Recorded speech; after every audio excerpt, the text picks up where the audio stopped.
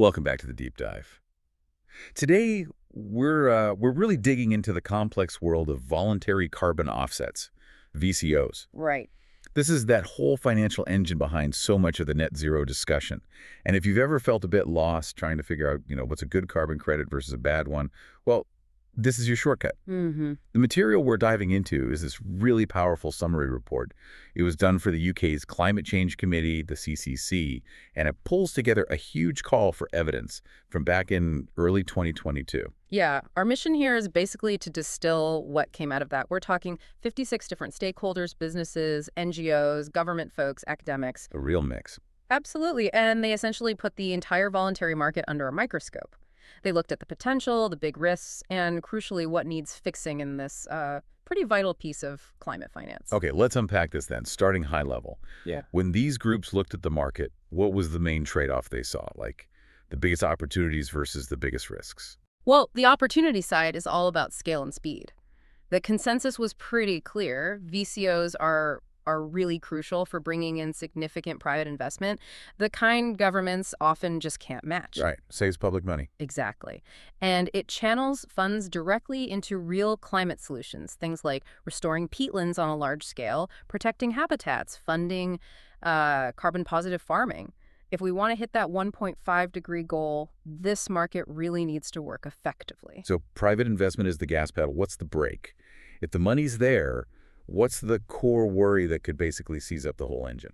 It's fascinating, actually. The main concern wasn't really about supply, it was about integrity. Almost 3/4 of the respondents pointed to serious risks. Complexity, yeah, but mostly lack of transparency and weak governance. Okay. Essentially, the fear is the market might be flooded with, well, low-quality credits focused on just reducing emissions somewhere else rather than genuinely removing carbon permanently. And that low quality, that directly feeds into a confidence issue, doesn't it? Mm-hmm. Companies slap net zero on things, but if the credit behind it is questionable. Precisely.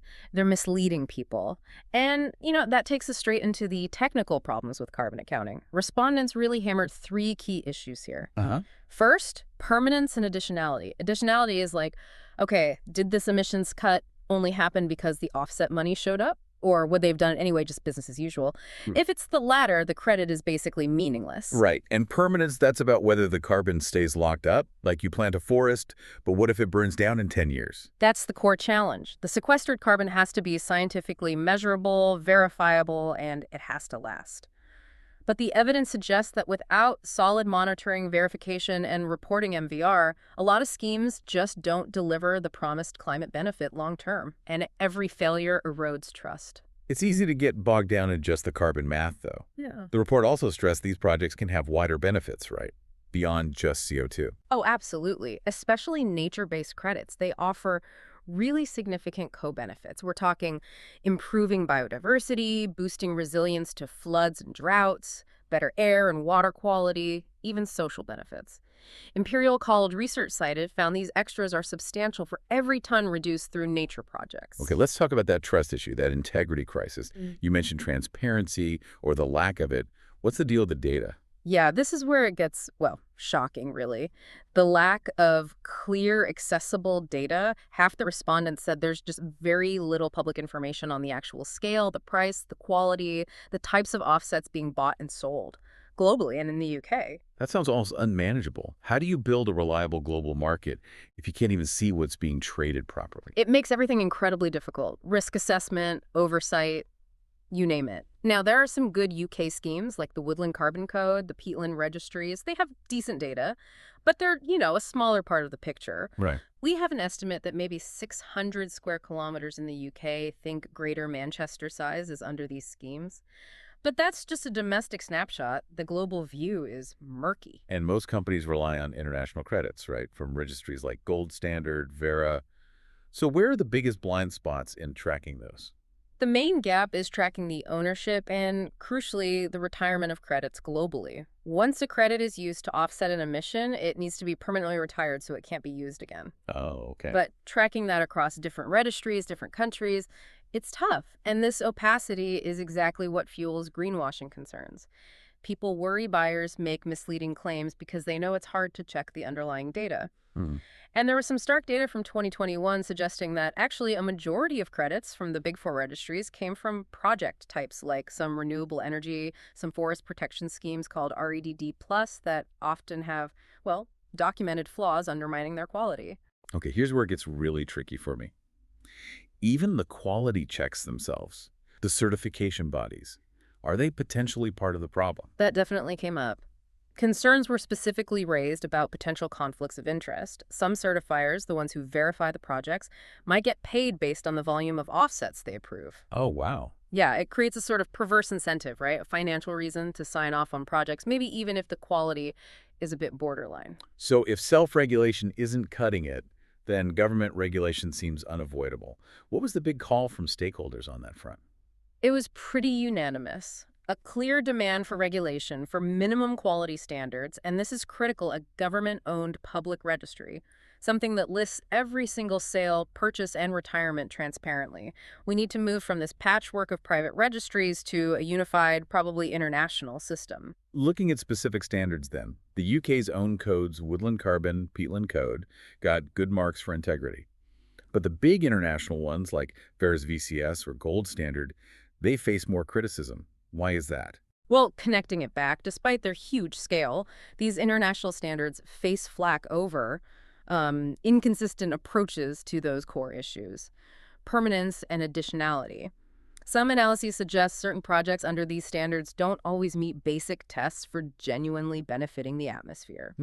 And there are other criticisms, too, sometimes about not adequately addressing human rights impacts or ensuring fair benefit sharing with local communities involved in the projects. That really underlines the need for intervention. So where did the stakeholders say governments should focus first? What's the most urgent regulatory step? The number one area identified was regulating the claims that businesses make. The message was loud and clear. Companies must focus on their own emissions reduction plans first. Offsets should only be for emissions that are genuinely hard to abate, not a first resort. Okay, and this brings up a really crucial distinction the report highlighted, one that you, the listener, really need to grasp. The difference between claiming you're carbon neutral versus claiming net zero. How do the credits differ?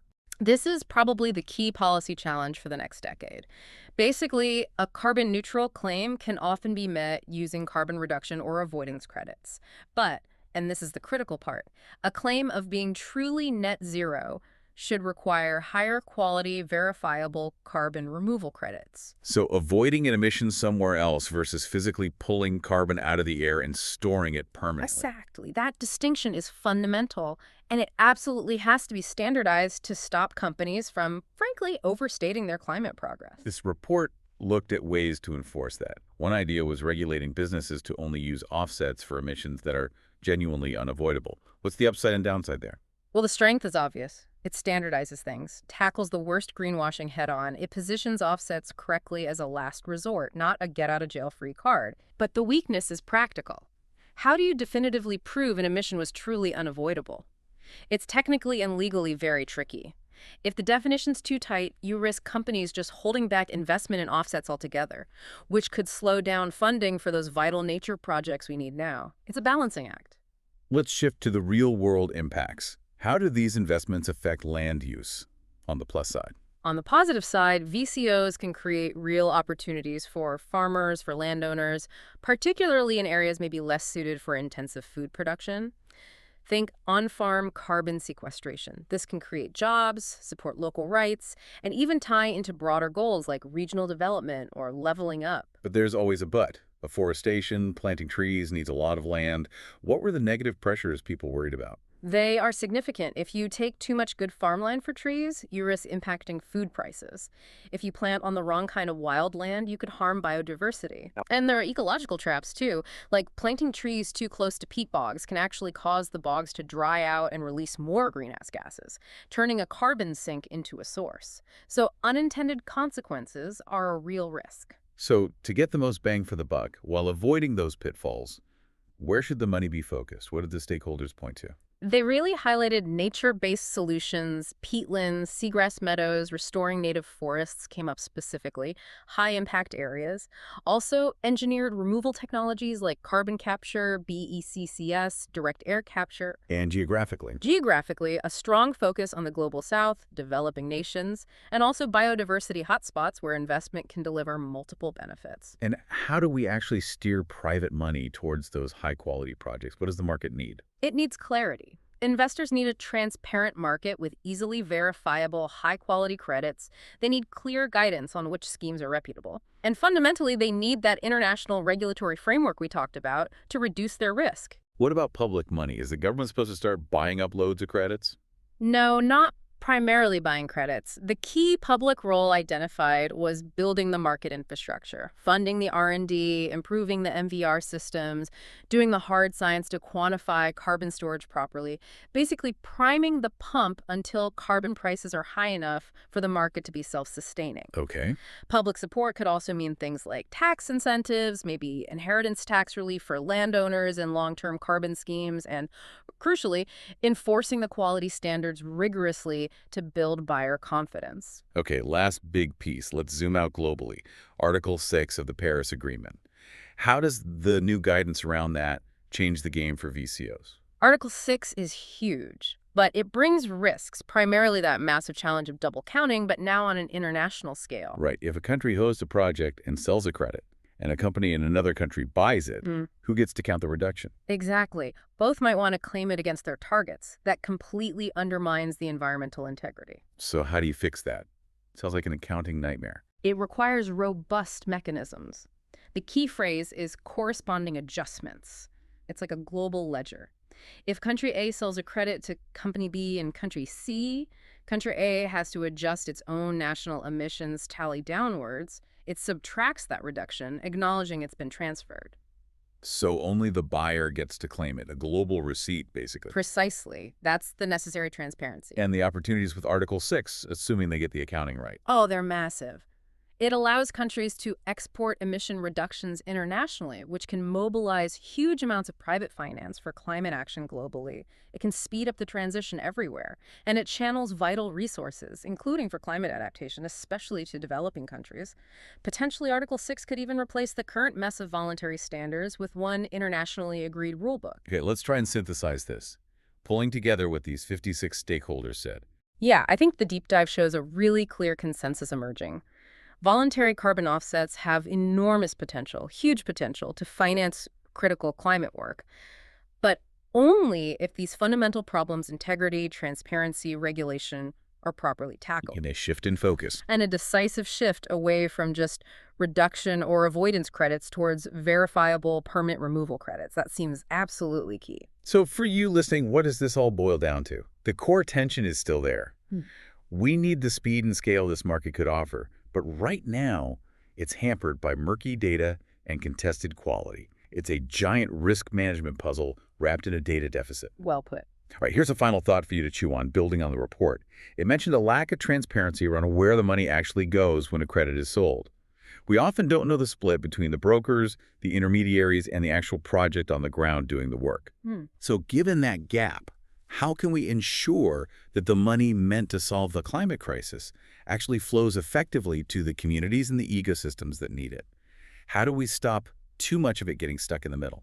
That really is the ultimate test, isn't it? The equity and the real-world impact of this whole emerging carbon economy. Something to think about. We'll leave you with that question. Thanks for joining us for this deep dive.